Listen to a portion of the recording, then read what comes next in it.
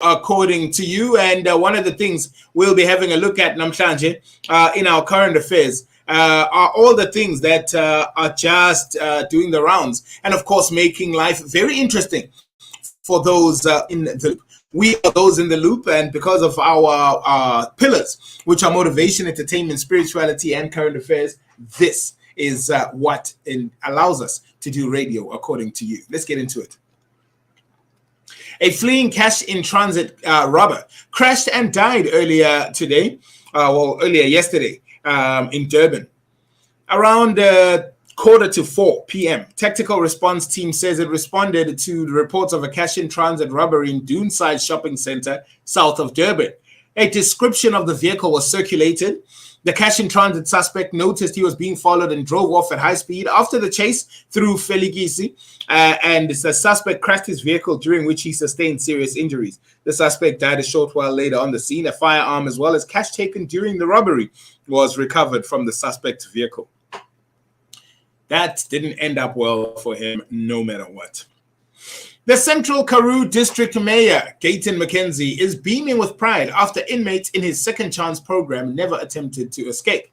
A selection of inmates was part of the program initiated by Gayton McKenzie in partnership with the Department of Correctional Services to give prisoners a chance to earn trust back in society by giving back and doing good. He says, "I want to thank the Department of Corrections Services, my team in Central Karoo, and the inmates for totally fixing this house of a victim of GBV. The house is brand new and no inmate tried to escape." He reiterated that inmates should earn second chances. McKenzie recently drafted a proposal in which he wanted to see prisoners giving back to the victims. The meeting was about our successful lobbying to host the national event of 16 days of activism against GBV, he said. "We will have prisoners rebuilding houses of victims of GBV. We shall fix creches and have prisoners paid back to the community." He added, "I offered a huge financial contribution to the cause because I once committed crimes and paying back was never ending honor.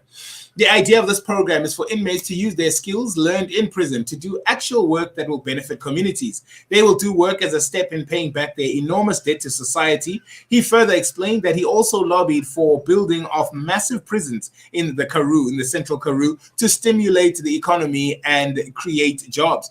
Millions will be pumped into the economy of Beaufort West, and the minister and the visit of ministers and many of the guests will get jobs during this time, and prisoners will be working hard for redemption. We will have a full work program, says Gayton McKenzie. 26 minutes now before 10 a.m. So, the Ethics Committee wants Pinky Kekana reprimanded for the 170,000 Rand she got from Edwin Sodi.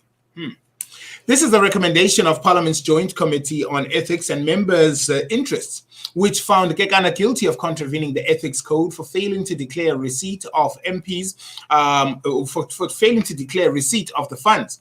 MPs are required to declare on annual basis any gift worth more than 1,500 Rand.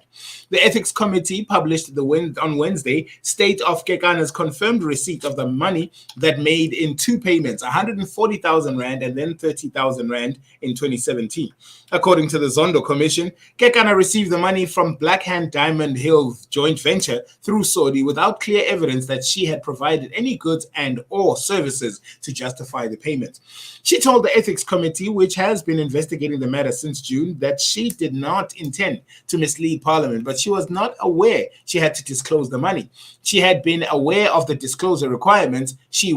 Had she been aware of the disclosure requirements, she would have disclosed it, she said. Kekana explained that she and Sodi were close family friends, and therefore she was not required to repay him. In fact, she was friends with Sodi's wife, who asked Sodi for the money on her behalf, she says. I don't know. It doesn't sound good. It doesn't sound good. So we're going to cut moments in current affairs short for the moment so that we can be joined by Mr. Motse Mfuleni, who is the founder and executive chairman of the ICT Summit. Join us live on our Facebook. In just 2 minutes' time, we'll be catching up with Mr. Mfuleni. This is KNR.